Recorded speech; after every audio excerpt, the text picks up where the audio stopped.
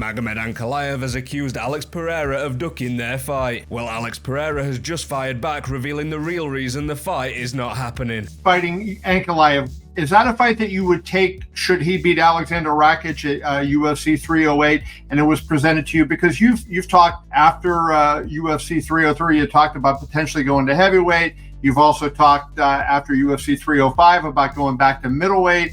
Where do you stand in terms of what you want to do going forward after this fight? Bro, honestly, it's not my fault that Ankalaev have such a boring style of fighting that nobody want to watch, that the guy don't want to put him in. You know what I mean? I'm ready to fight the guy. He's ready to fight me. So whenever they put that fight, people talk about my ground. So there's a good chance for me to go and show everybody. Right. What kind of ground game do you have? Talk a little bit. What's your ground game like? Look, he don't want to be talking about his own ground because it doesn't look good, but go ask any other black belts, any other guys that he fought and ask about his ground. Me and Glover gave the black belt to the guy, so. And with Pereira's vast experience as a high-level striker and hundreds of hours sparring with high-level boxers, Pereira believes that Dana White's new venture into boxing could all start with him. You know, Francis Ngannou went into boxing. He had, he's 0-2, but he had two really entertaining fights. Made a lot of money in those two fights. Came close against Tyson Fury. I know Jake Paul called you out, and he's probably not the guy you want to fight. But since Dana White said he's going to promote boxing, would you consider taking an actual boxing match? Honestly, man, I feel very good about this. I like boxing. I wanted to fight boxing. I've been saying for a while about this. I'm going to release, actually, the next few days, a video footage of me sparring the best heavyweight boxer in Brazil. It's a few years ago, the video, but now I got even much better on that game. And Dana White made the announcement, man, and to be honest, nothing was spoken, nothing was talked between us and the organization. But Alex feels this partnership is going to start with him. Wow. So there you go. That'd be something. We got some little news there. And here's the footage of Pereira sparring the best heavyweight boxer in Brazil.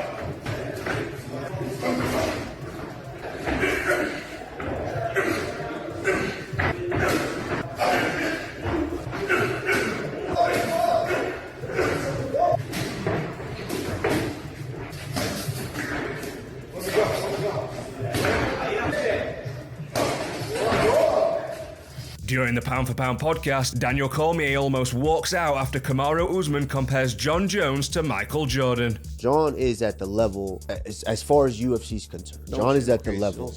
John is at the level that Conor is at, to where he could select. I thought you were about to say Michael Jordan. No, relax. Like to where I'm leaving, man. But if you would have said that, I was leaving. To be honest, John is, in a sense, the Michael Jordan that we've seen in MMA. No, he isn't. You don't think so? You don't interview?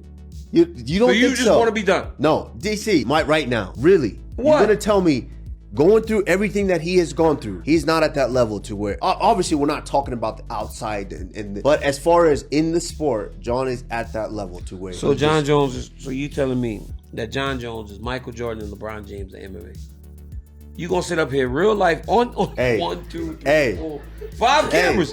Hey, Henry. Hey, Henry. No, but let me finish what I'm saying. He's not far from it. After his big win this weekend, Moicano welcomes a fight with Turtle in a Tree Dan Hooker and 15th ranked Paddy Pimblett on his run to the title. Moicano is currently ranked number 11 in the lightweight division. I am the best 155 on the division. I just have to prove it. Well, exactly, and that brings me to my next question. Who do you want next? Because you're saying jokingly you want easy fights, but you say that you're the best. Do you not want a title fight? Do you want people like Paddy Pimblett, etc., like you called out? Or do you want, give me the champion?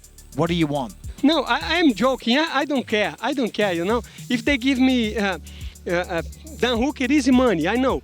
I don't know how he's on the top 5 or top 6. That's unbelievable. Is like to see a turtle in a tree. Have you seen a turtle in a tree? Have you seen a turtle? No. Yes. I'd be like, how did it get there? Exactly. Somebody put him there. That's the whole thing, you know. He didn't climb the tree, but he's on the tree. So if they want to give me an easy pass for the title shot, Dan Hooker is easy money. Imagine if I take him down, what I'm gonna do to him? He has no ground game. Paddy Pimblett is another easy money, but I respect him a little bit more. You know why? Because he has a lot of followers. If you have followers, you have my respect. People want to see Paddy Pimblett, and I respect him. Pimblett simply says, "Let's do this, easy money." Hooker commented on Moicano's tweet where he's complaining about the high tax for competing in France, and Hooker recalls that Moicano used high tax as an excuse to not fight him back on the Australia card. Brendan Allen slams the France event after being forced to give urine and blood immediately after the weigh-ins. Just so everyone knows, France has the most corrupt way of dealing with fighters ever in the whole world. Had fucking over 40 fights, fought outside the country, in the country, different states, that state, made weight, no problem.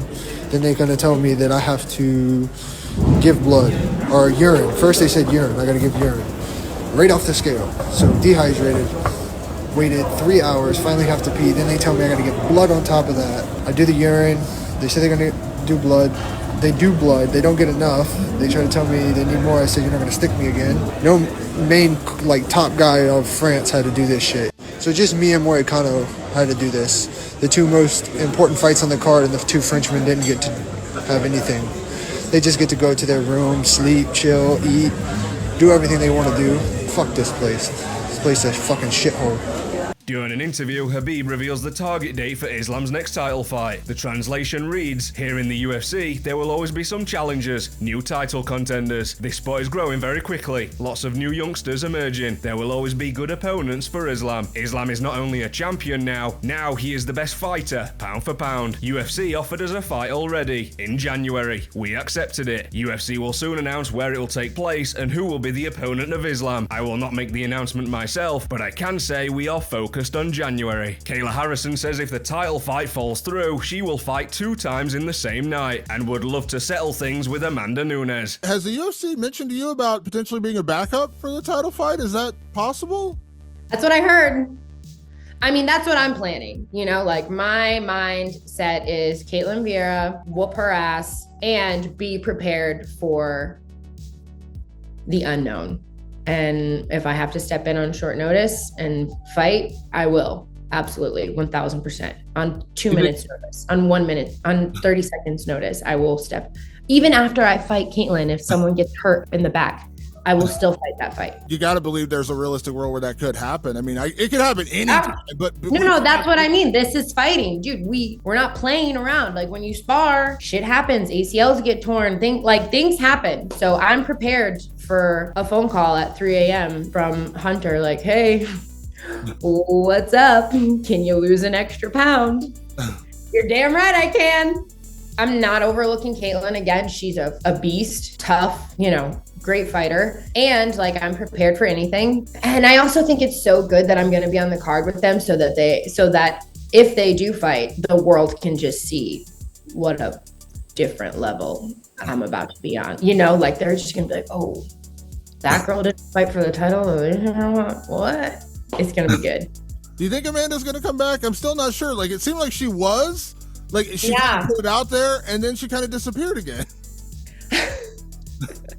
I don't know. Selfishly, I hope that she does. But again, I have no beef with Amanda other than her, trying to throw American Top Team under the bus.